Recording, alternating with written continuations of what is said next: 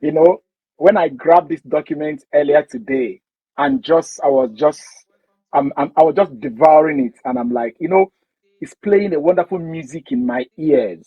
I'm like, these guys are lawyers, and I am happy. Now, why am I saying so? I would like to backtrack a bit.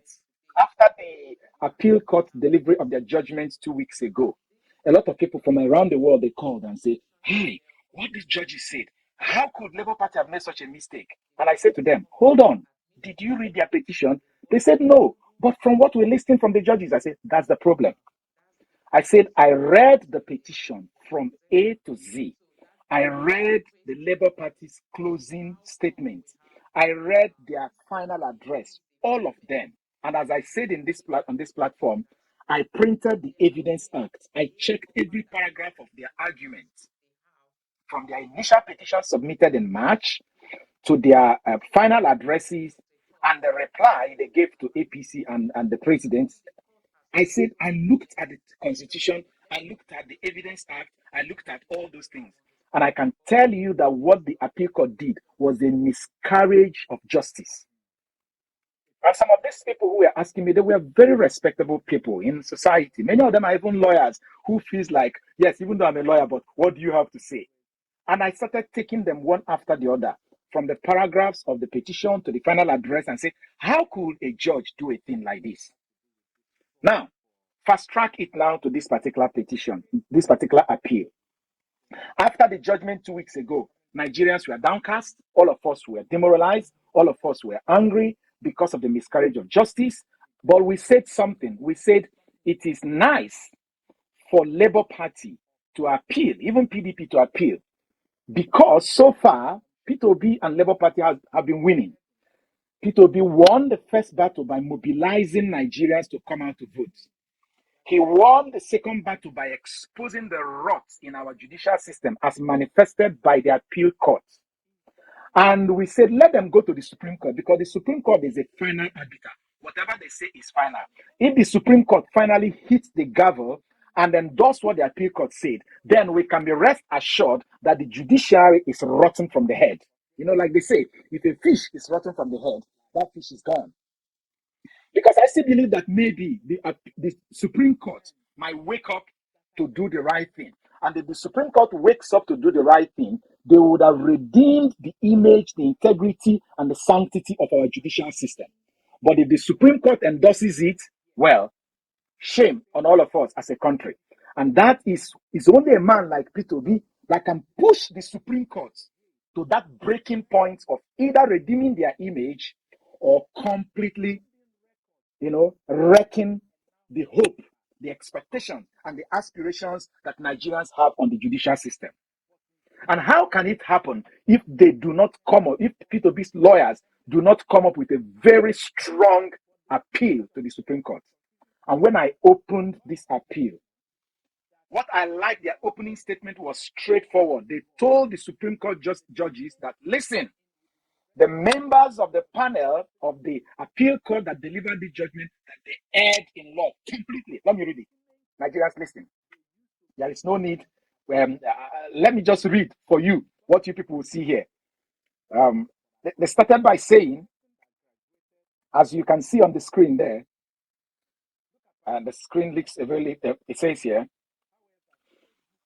if you were to go to the second schedule, which is practically something you may not be able to see, says Part 2, it says Part 2 of the decision complained of. It says the whole decision in the appeal, number CA/PEPC/03/2023, Mr. Gregory Peter Obi and others versus Independent National Electoral Commission, as contained at pages 3 to 327 of the judgment.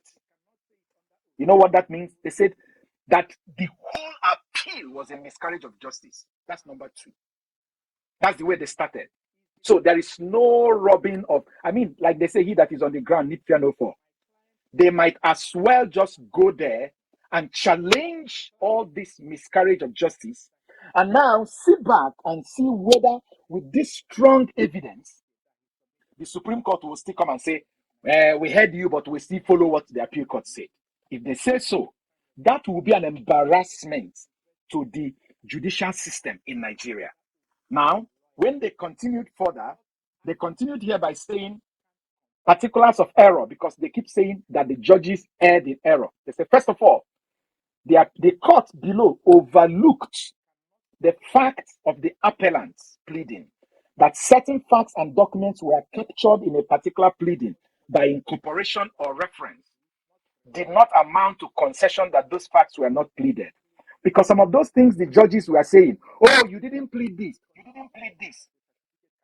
They pushed it back to them and said, for the fact, it says it is incorporated. It says the court below overlooked the fact of the appellant's pleading that certain facts and documents were captured in a particular pleading.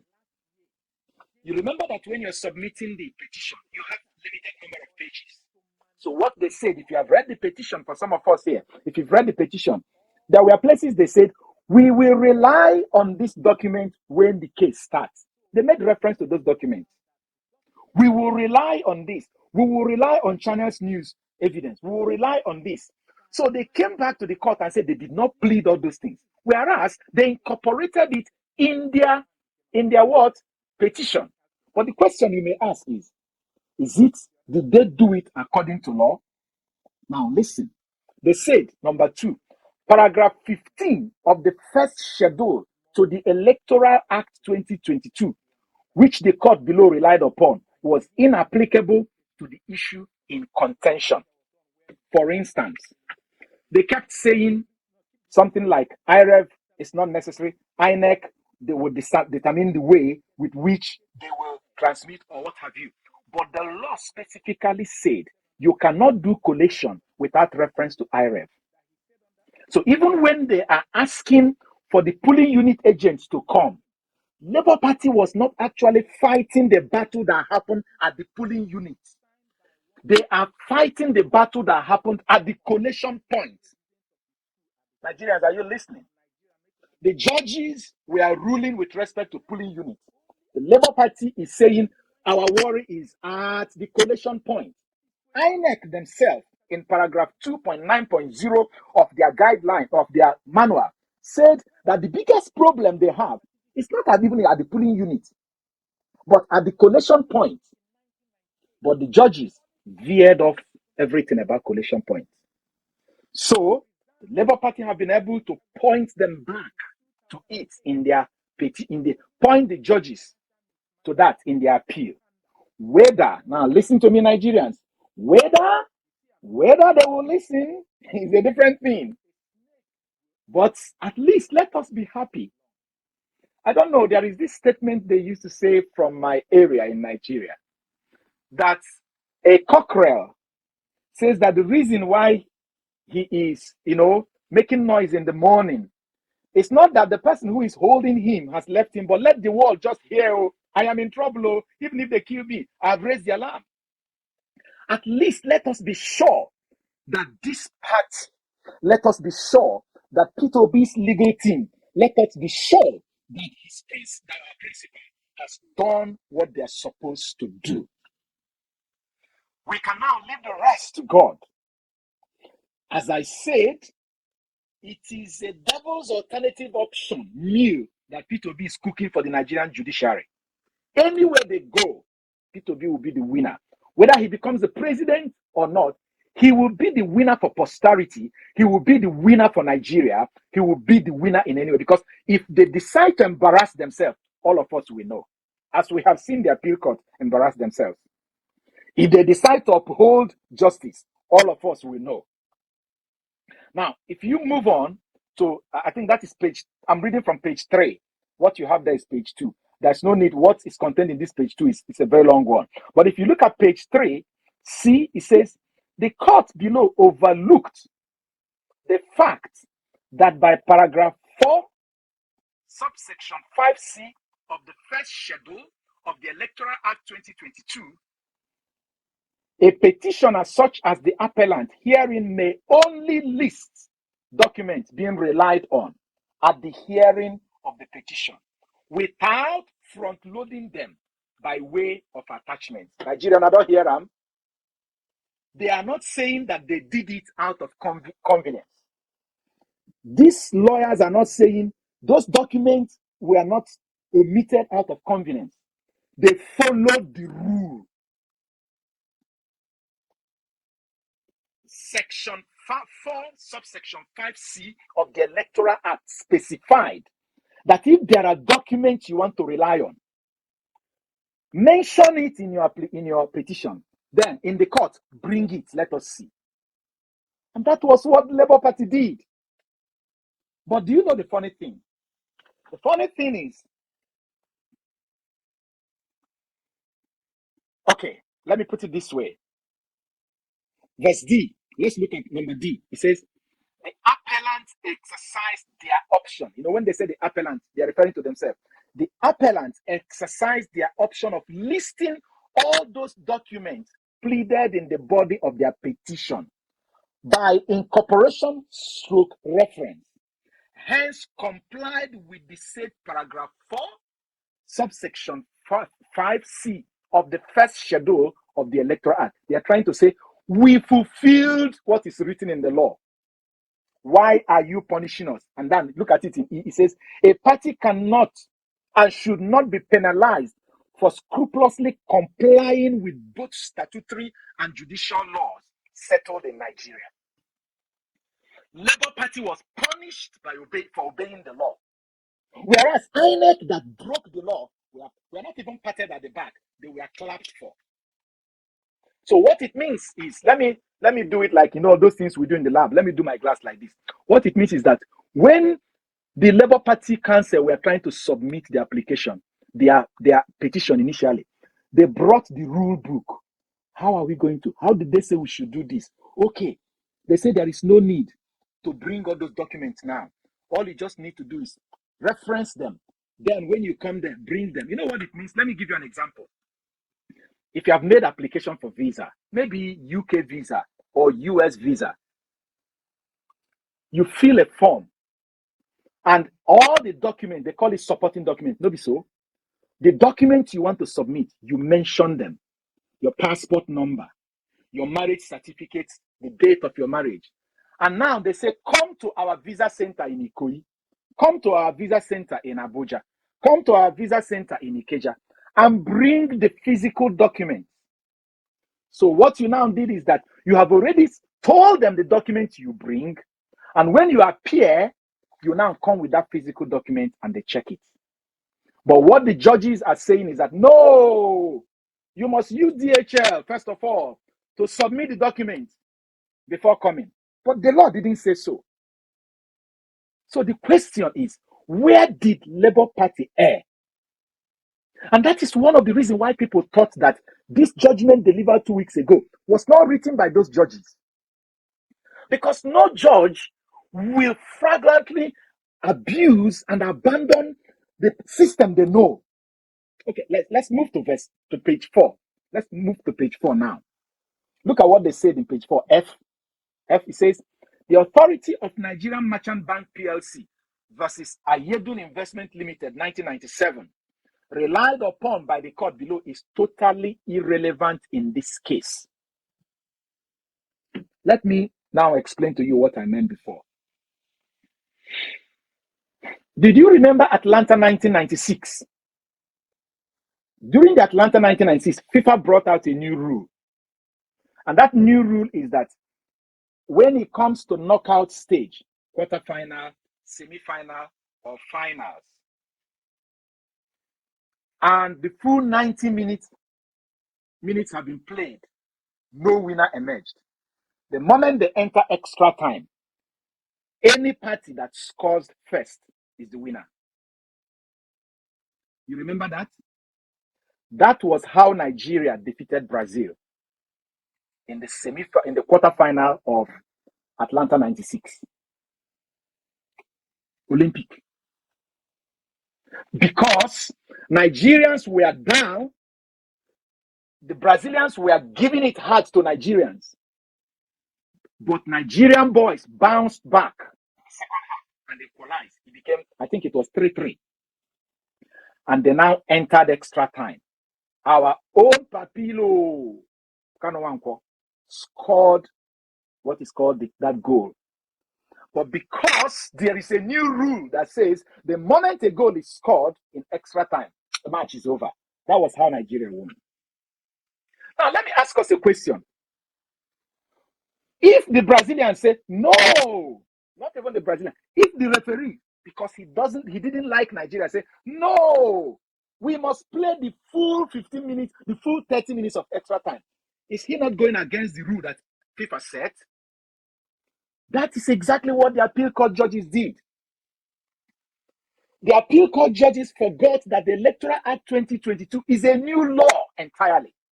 And they were still referring to Electoral Act of 2011, Electoral Act of 2003.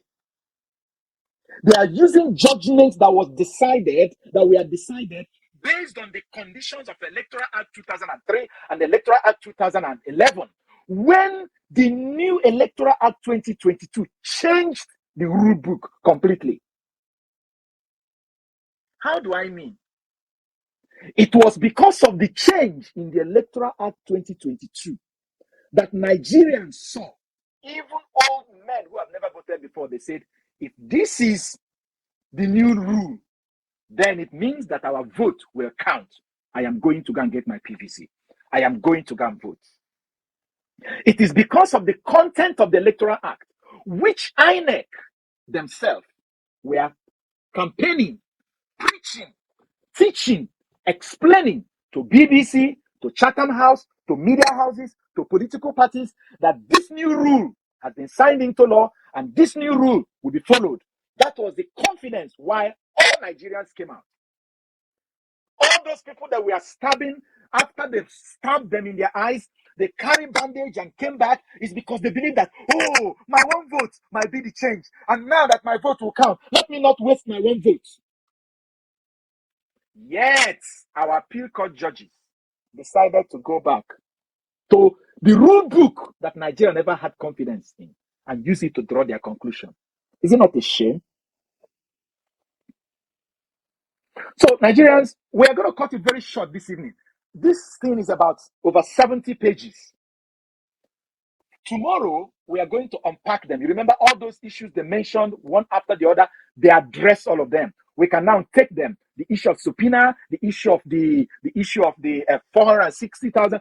We are going to take them one after the other. But I just want to tell us that I like the tone of this appeal. They were strong, they were firm, they were daring.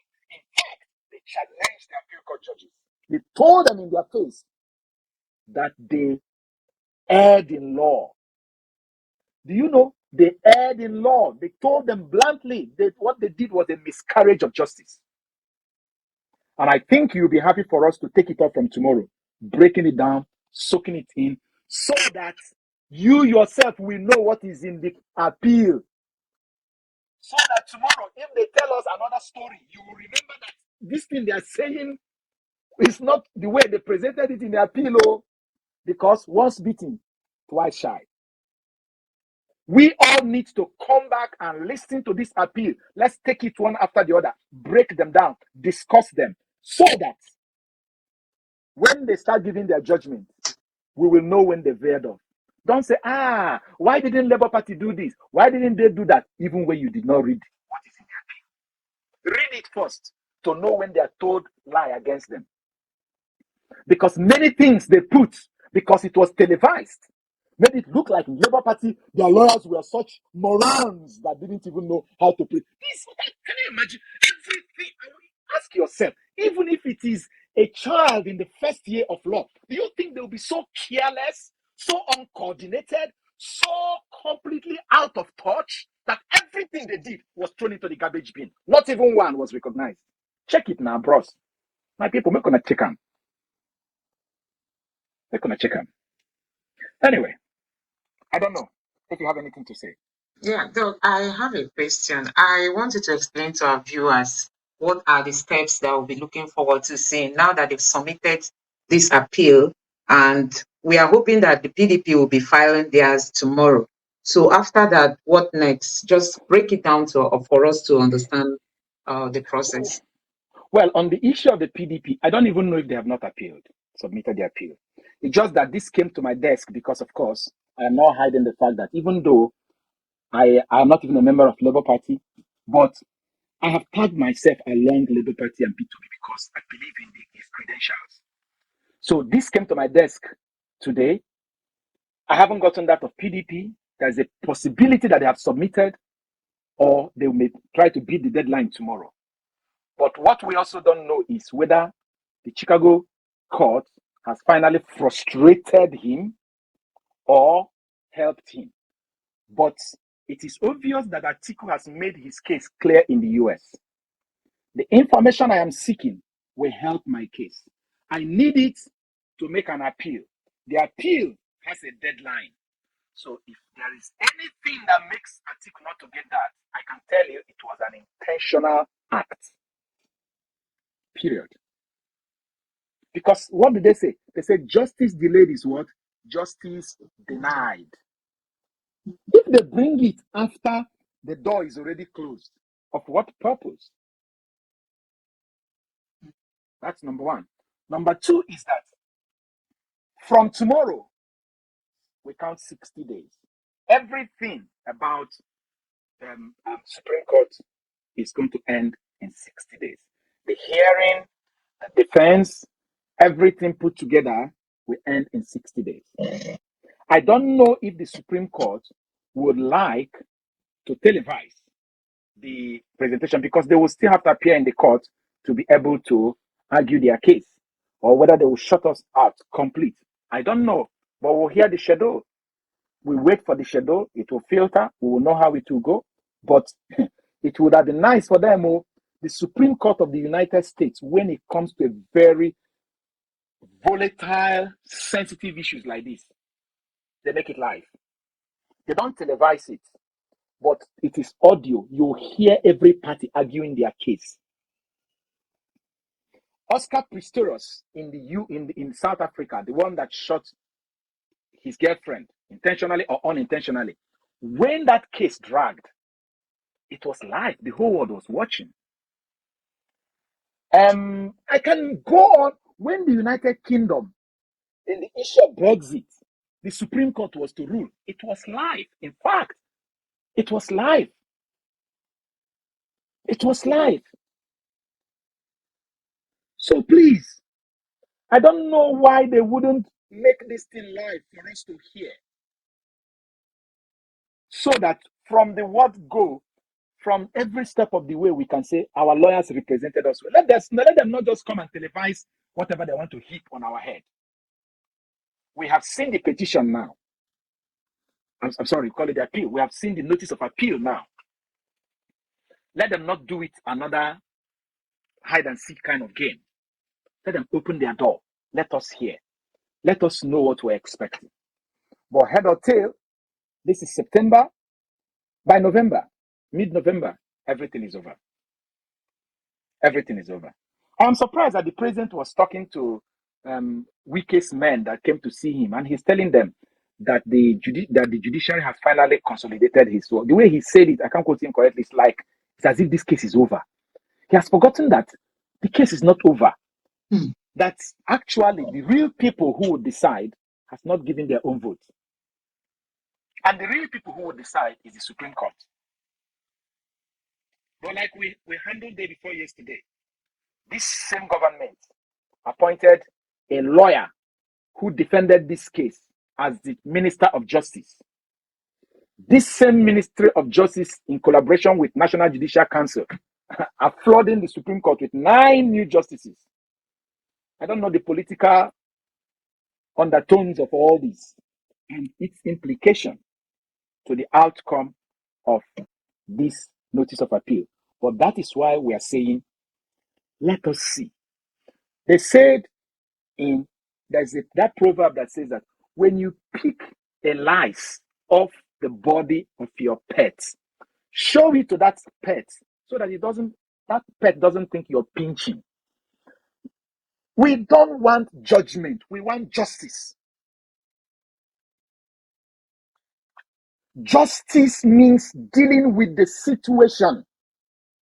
There is nobody in the world who did not know that INEC dealt with Nigeria unjustly on February 25th. And for the court to endorse it, for whatever reason, without even raising one eyebrow against one thing INEC did not do well, looks like they're all in cahoots in what they did to Nigeria. Not one thing INEC did was wrong. Everything INEC did was right. God forbid. May the Supreme Court not allow this to be, because they're going to set a very bad precedent for Nigeria. They will so empower politicians, and 2027 will be a time where they will practicalize this empowerment. 2027 will be the time when this empowerment will be practicalized. That's what I'm thinking. Yeah, thank you. So you've told us that from tomorrow we'll start counting. So from tomorrow to the next 60 days, this case will be over. We'll then know who is the president of Nigeria. You said something. You said the way the president spoke today when we casemen went to see him. No, it's not today. It was I think okay. It was over the weekend or thereabouts. Okay. Yes. Okay. But you know that he has always spoken in that manner. They speak with so much confidence. Don't forget that Wike came out to say that Tinubu will never lose at the tribunal. He said it, with so much confidence. Mm-hmm. And you begin to wonder what is giving them that energy, what is giving them that strength to come out, in the public to utter such statements that he can never lose at the tribunal. And that was what we saw. We saw how they messed up with Peter Obi's petition. But like you just said, it is they are doing it against themselves. They might think they are trying to outsmart the Nigerian people, but I think it's going to hurt the judges if they don't deliver justice, if they don't give Nigerians justice. So we look forward to seeing how all this is going to play out. The Supreme Court, luckily Peter Obi has been able to beat the the deadline, because it would have been something else if they were not able to gather all these. I know it has been a period of tedious work. Having these 70 pages, I know it has really given them tough time, but thanks to God that they were able to make it. Yes, we look forward to getting justice at the Supreme Court.